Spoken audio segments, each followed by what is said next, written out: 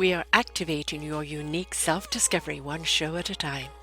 The Orchard of Wisdom Self-Discovery podcast are at your fingertips, just waiting to inspire and invite you in discovering just how awesome you really are and how to navigate through life in joy, enrichment, personal abundance, in mind, body, spirit, heart, and soul.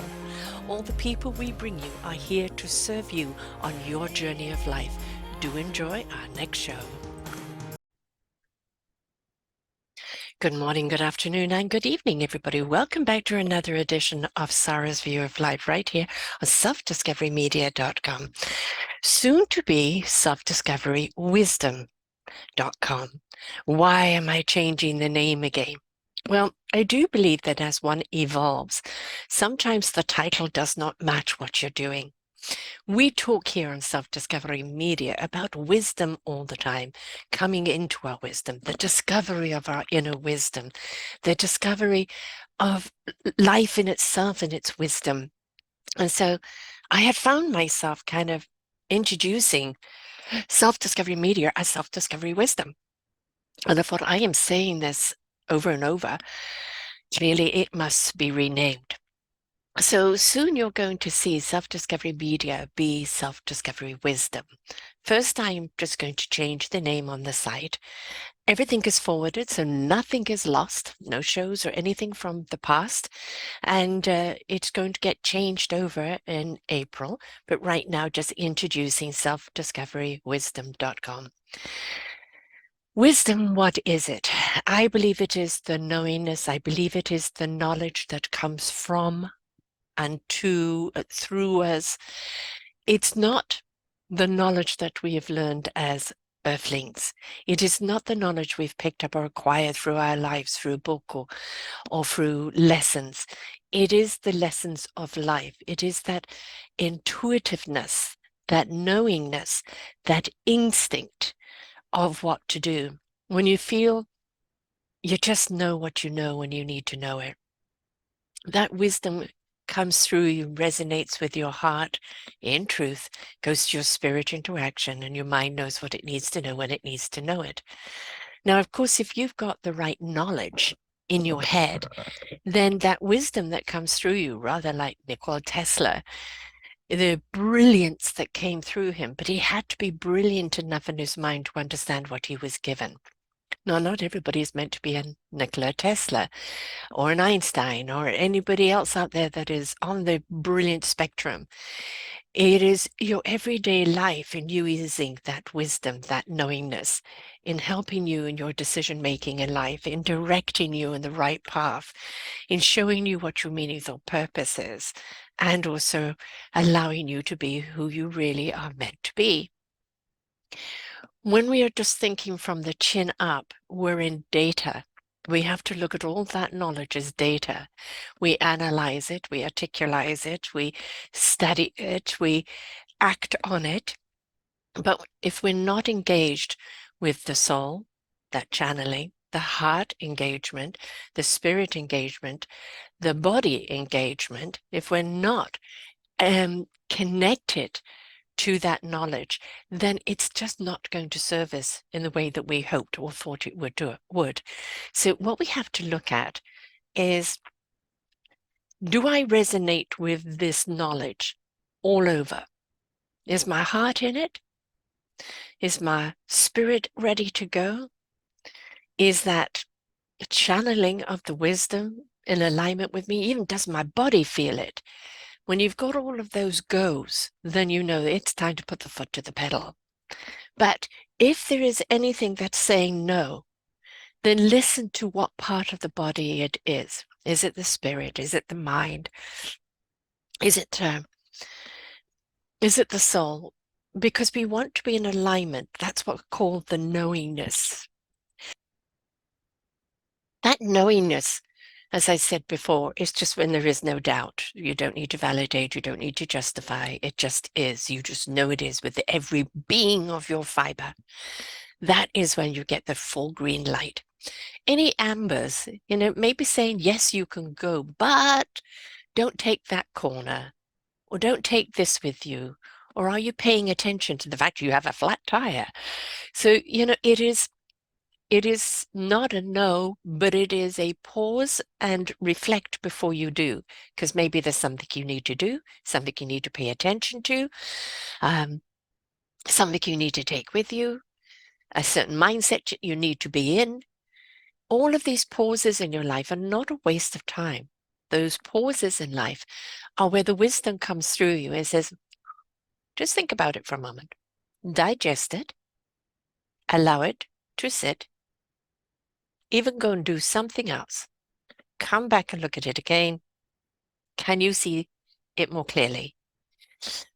People are in such a hurry to get somewhere, and they don't realize that it is the journey itself that is the life experience. And if we're always in a rush, we're missing all the signs that are telling us to go this way, go that way, do this, align with this person. And we're wondering why we're kind of chickens with our heads cut off, which isn't a pretty sight for the chickens or for anyone else.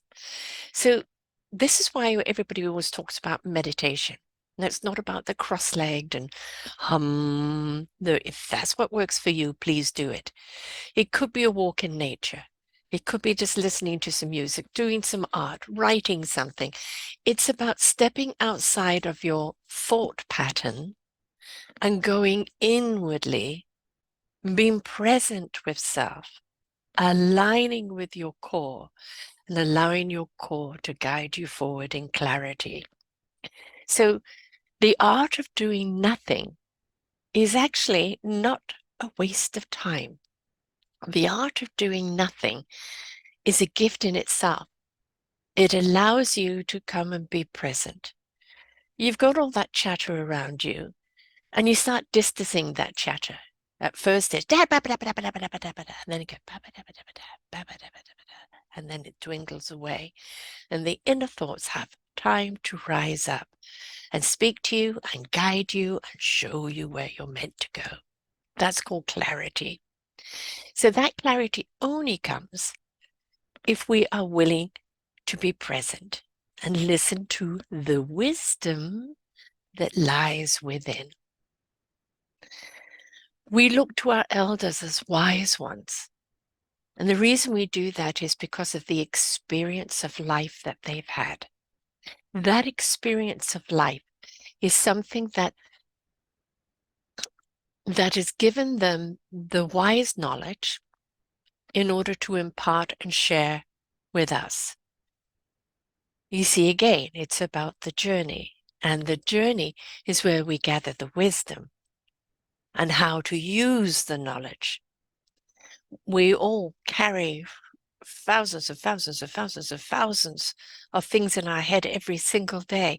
Our computer head has so much data in it. But if we don't know how to use it, then all it is just that, a filing cabinet. When we have that wisdom and knowing how to use the knowledge, we're truly empowered and we truly know how to walk forward in an illuminating way that has a very positive effect on everyone it touches. So don't be afraid of your wisdom. Don't be afraid of it coming to you, through you, for you. I've always lived in that knowingness. I never plan. Sometimes I've written out something that's come to mind and then I read that on these shows, but what's written out has just come out. What I do here just comes out. Whether it makes sense to you or not, there is no script here. This is just going with the flow of speaking what needs to be known when it's needed to be known. And the wisdom is within reach of all of us. The accumulated knowledge of our lives, the journey of living itself, the absorption of the lessons we've learned and why and the directions that it's take us in, but also the opening up to the higher powers. You may wish to call it God, source, energy, universe. It doesn't matter. It is constantly downloading to us. And it is what it is. It doesn't have any other gender other than giving you what you need in this present moment to do what you need to do. It doesn't have any favoritism. It doesn't have any cynicism about it. It is simply knowledge, wisdom knowledge that you are needing so that you can understand which data to use and how to use it, in which way to use it, for whom to use it for. I believe very much that when you open up your heart, that is when the channeling begins. I believe very much when you come from the heart, that you do everything from the heart space, you come from truth. You can't knowingly hurt anyone else when you come from the heart, for to do so would hurt you. If we could all step into our hearts, however cracked, however broken, and believe me, mine's been broken many a time, you fill in those cracks with new nectar. You hold your heart together no matter how many times it's been trampled on, and you let it keep pumping the love of life, the love of your existence. However hard it may have been, or is, you know that there is more, and that you're willing to rise up and greet it and meet it and open up your heart. Because no matter what's been done to you, look at it as being done for you. Because if you are still with an open heart, if you are still capable of loving life, loving others, loving yourself, no matter what's been done to you, you are triumphant because you chose to live from your heart. That open, beautiful, loving heart is where the wisdom comes. It is caring, it is kind, it is generous, it is soothing, it is clear, and it is encompassing. So when we choose to come from the heart and allow that wisdom to be downloaded, we suddenly know what we didn't know. And we know how to give it to our spirit to go and do something with it. And we know how to extract from our minds the skills and the tools that we need in order to get it done. So yes, we're all in a journey of self-discovery. We're in the journey of self-discovery wisdom, our wisdom, and we learn a great deal of our own wisdom through listening to the wisdom of others. They've taken that journey. They've had their own roller coaster life. They've had their own hearts broken, but they chose to go through that process, ignite their heart, their soul, and their spirit, and live in that place of caring, compassion, understanding, and the willingness to help others who are facing the same thing. That is love. And if we can all step into love, we would see a much more content world. The turbulence would stop, because turbulence can't live in loving waters. Oh, it doesn't mean that we don't have bubbles or sometimes rockiness, but with that real beautiful, solid heart, we can get through everything. And especially when we pull our hearts together, when we come together under that love umbrella of loving, caring, kindness, community, collaboration, then we really truly see, we see the power. We see the enormous, ginormous power of empowerment from each other to each other. And it builds communities that are wise, that are loving, that are caring, that are strong, that are productive, that are creative. But it's all a question of choice. Do we choose to switch our heart off and not receive that wisdom? Do we choose to go through the darkness in fear instead of in clarity? When you can go through that process and you become the love, you can go into the darkness happily, willingly, for you are the light in the dark. You are the love in the dark. But if you're in the darkness in fear, and you're fearful of everyone around you, you're fearful of yourself, you're fearful of life itself, then you have not ignited your heart, and you will be a prisoner of that fear. Find the courage, find the strength, find the inner love, ignite it, set it free, take it on its journey, gather your wisdom, and then come and share it with us on selfdiscoverywisdom.com. Wisdom, well, there's a certain amount of wisdom a child is born with, that intuitiveness, that instinctual. It's there within them. They're guided by it. They haven't got enough data in their head yet just to draw on the knowledge. So they live intuitively by the wisdom. And instead of using it all their lives, all through their lives, we beat it out of them with a flawed school system, with flawed religions, with a flawed society, where we dictate what people should be, not what they are meant to be, and what we should allow them to be. Allow them to take this wisdom through their lives, always keeping their heart open, always seeking that creativity. Because if we can invest in our children and allow them to follow this path without changing it, we truly and honestly will have a much more peaceful world. And in the meantime, seek your own peace. Be your own love. Share that beautiful love. And you will see how it not only heals you or gives you purpose, but it heals all those around you. All of those raised energies, all of those energies that have risen up into the state of love are all part of the solutional equation.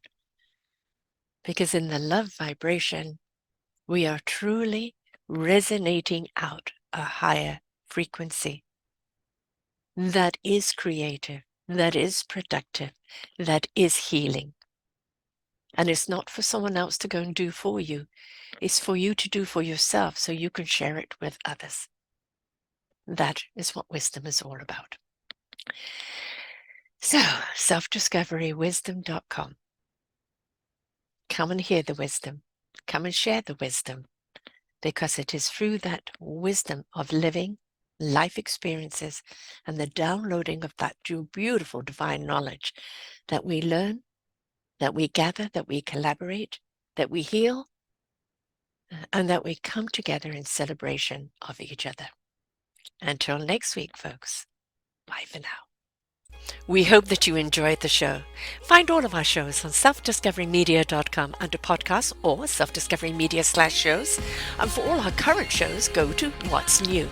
We are supported by you, the audience. You'll see a nice big shiny blue button for one-time donations or follow us on Patreon and you will be able to support us there.